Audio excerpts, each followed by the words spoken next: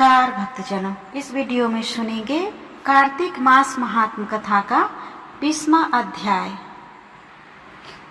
जिसमें जालंधर की पत्नी वृंदा के सतीत्व भंग होने के बाद की कथा है। अगर इसके पहले की कथा आप नहीं सुने होंगे, उसका वीडियो आपको मेरे चैनल के प्लेलिस्ट में मिल जाएगा, वहां से जाकर आप सुन सकते हैं। तो आइए विघ्नहर्ता श्री गणेश का नाम लेकर इस कथा को सुनते हैं। माँ शारदा की प्रेरणा स्वयं सहाय, कार्तिक महात्म का लिखो यह 20वां अध्याय। अब राजा पृथु ने पूछा, हे देवर्षि नारद, इसके बाद युद्ध में क्या हुआ तथा वह दैत्य जालंधर किस प्रकार मारा गया? कृपया मुझे वह कथा सुनाइए। जालंधर जी बोले। नारद जी बोले, जब गिरिजा वहां से अदृश्य हो गई और गंधर्वी माया भी विलीन हो गई, तब भगवान वृषभ ध्वज चैतन्य हो गए। उन्होंने लौकिकता व्यक्त करते हुए बड़ा क्रोध किया और विस्मितना जालंधर से युद्ध करने लगे। जालंधर शंकर के बाणों को काटने लगा, परंतु जब काट न सका तब उसने उन्हें मोहित करने के लिए माया की पार्वती का निर्माण कर अपने रथ पर बांध लिया। तब अपनी प्रिया पार्वती को इस प्रकार कष्ट में पड़ा देख लौकिक लीला दिखाते हुए शंकर जी व्याकुल हो गए।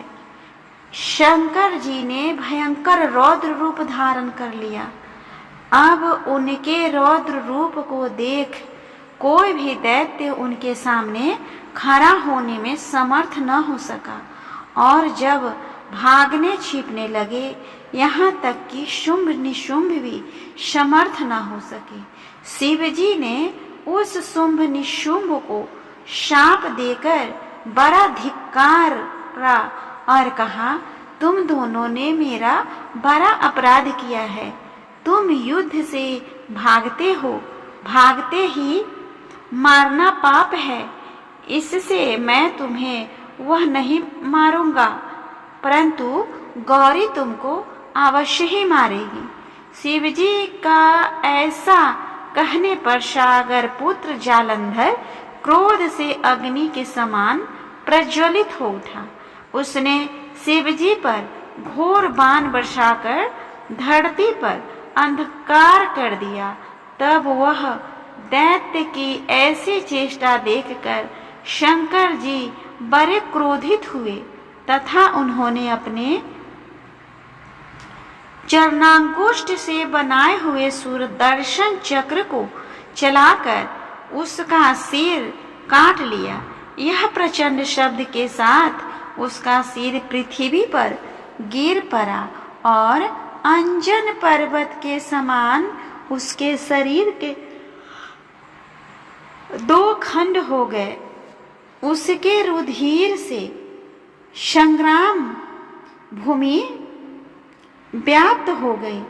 शिवाज्ञा से उसका रक्त और मांस महारौरव में जाकर रक्त का कुंड हो गया तथा उसके शरीर का तेज निकलकर शंकर जी में वैसे ही प्रवेश कर गया जैसे वृंदा का तेज गौरी के शरीर में प्रविष्ट हुआ था। जालंधर को मारा देख देवता और अब गंधर्व सब प्रसन्न हो गए। माँ शारदा की प्रेरणा स्वयं सहाय। इस तरह हमने सुना कार्तिक मास महात्म कथा का 20वां अध्याय।